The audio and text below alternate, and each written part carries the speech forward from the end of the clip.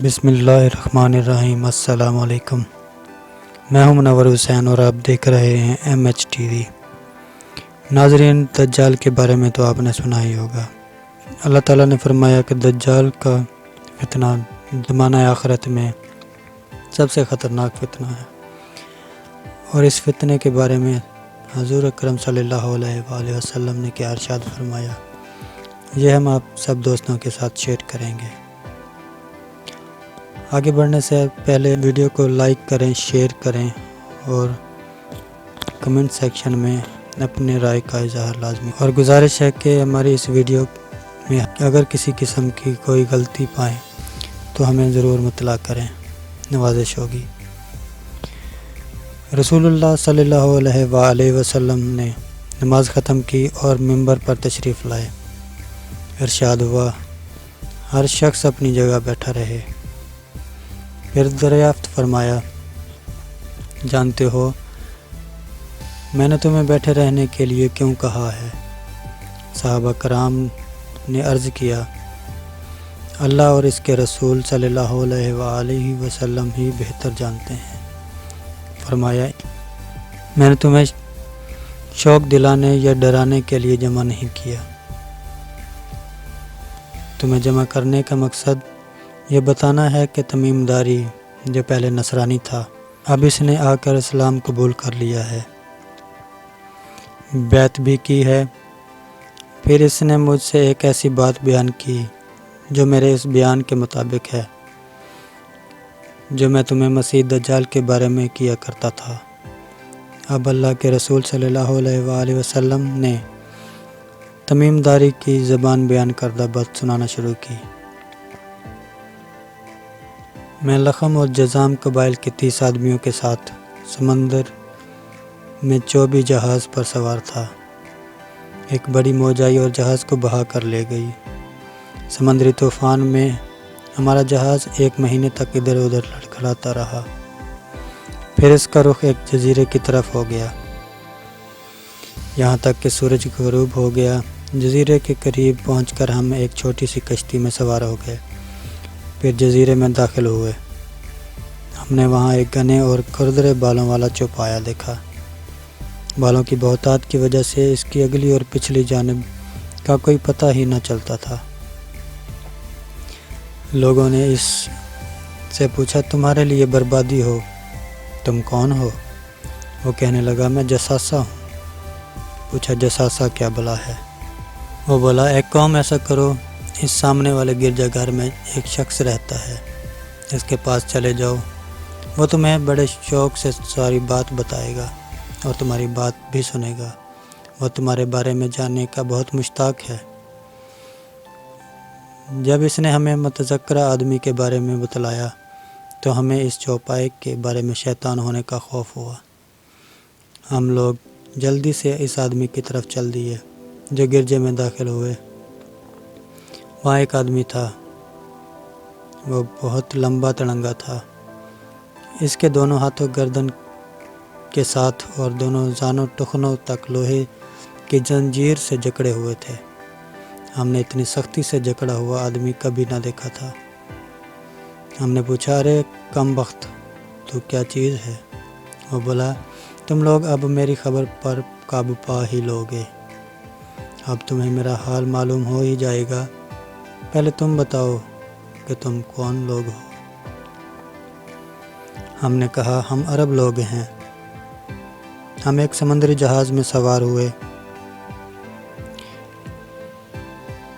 سمندر کی موجیں ہم سے 1 مہینے تک کھیلتی رہیں اور ہم کسی نہ کسی طرح تیرے اس ٹاپو سے آ لگے۔ پھر ہم ایک چھوٹی سی کشتی میں بیٹھ کر ٹاپو میں داخل ہوئے۔ یہاں ہمیں ایک بھاری دم کا بہت گھنے بالوں والا جانور ملا۔ بالوں کی کثرت سے اس کی اگلے اور پچھلے حصے کی شناخت نہیں ہو پا رہی تھی۔ ہم نے پوچھا، اے کم وقت، تو کیا بلا ہے؟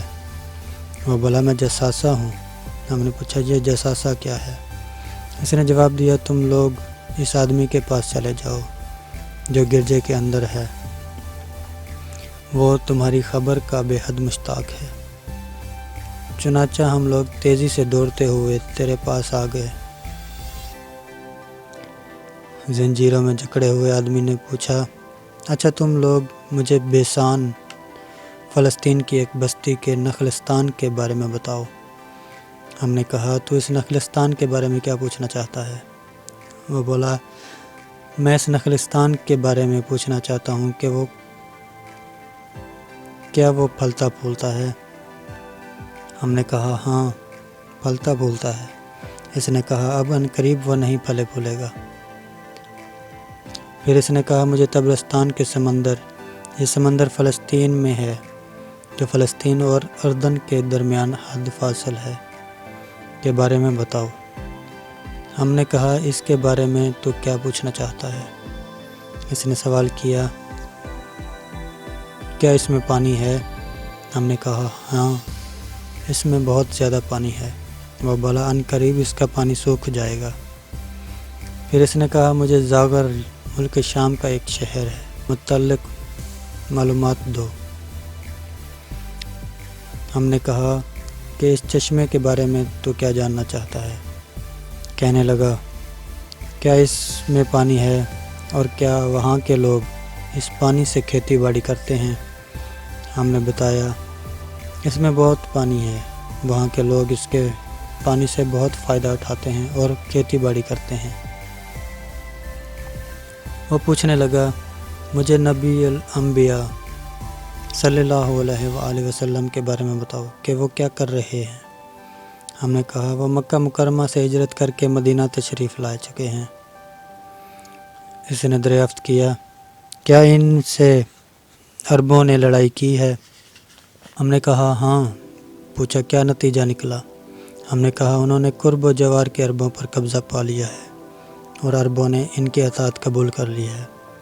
کہنے لگا، کیا ایسا ہو گیا ہے؟ ہم نے کہا، ہاں۔ وہ کہنے لگا، یہ عربوں کے حق میں بہت اچھا ہے کہ اس کی اطاعت کریں۔ لو اب میں تمہیں اپنے بارے میں بتاتا ہوں۔ میں مسیح دجال اب وقت آیا ہی چاہتا ہے کہ مجھے یہاں سے نکلنے کی اجازت مل جائے گی۔ جب میں نکلوں گا تو ساری دنیا میں گھوموں گا، تمام چھوٹی بڑی بستیوں کا 40 دنوں میں دورہ کر لوں گا۔ ہاں، میں مکہ مکرمہ اور ان دونوں شہروں میں میرے لیے داخل ہونا حرام ہے۔ جب بھی میں ان دونوں شہروں میں یا ان میں سے کسی ایک میں داخل ہونے کی کوشش کروں گا، ایک فرشتہ ننگی تلوار سنتے ہوئے میرا استقبال کرے گا اور مجھے شہر میں داخل ہونے سے روک دے گا۔ ان دونوں شہروں کے ہر راستے پر فرشتے ہیں جو ان کی حفاظت کرتے ہیں۔ اس حدیث کی راویہ فاطمہ بنت قیس ہیں جو ضحاک بن قیس کی بہنیں ہیں۔ وہ کہتی ہیں، اس موقع پر اللہ کے رسول صلی اللہ علیہ وآلہ وسلم اپنے ممبر پر کھڑے تھے۔ آپ نے اپنے آساد سے ممبر پر ٹیک لگائی ہوئی تھی اور فرمایا، ہٰذہِ طیبۃ، ہٰذہِ طیبۃ، ہٰذہِ طیبۃ، یعنی المدینہ، یہ طیبہ ہے، یہ طیبہ ہے، یہ طیبہ ہے، یعنی مدینہ۔ پھر فرمایا، کیا میں نے تمہیں یہ باتیں بتائی نہیں تھی؟ لوگوں نے جواب دیا، بے شک بتائی تھی۔ ارشاد ہوا، جب مجھ سے تمیم نے یہ باتیں بیان کی تو یہ وہی باتیں تھیں جن کا میں تم سے ذکر کر چکا ہوں اور مکہ اور مدینہ کے بارے میں بتا چکا ہوں۔ الا انہ فی بحر الشام او بحر الجمن لبل من قبل المشرق، آگاہ رہو، دجال بحر شام، بحر روم یا بحر یمن، بحر عرب میں نہیں بلکہ وہ مشرق بحر ہند کی جانب سے آئے گا۔ اور پھر آپ نے مشرق کی طرف اشارہ کیا۔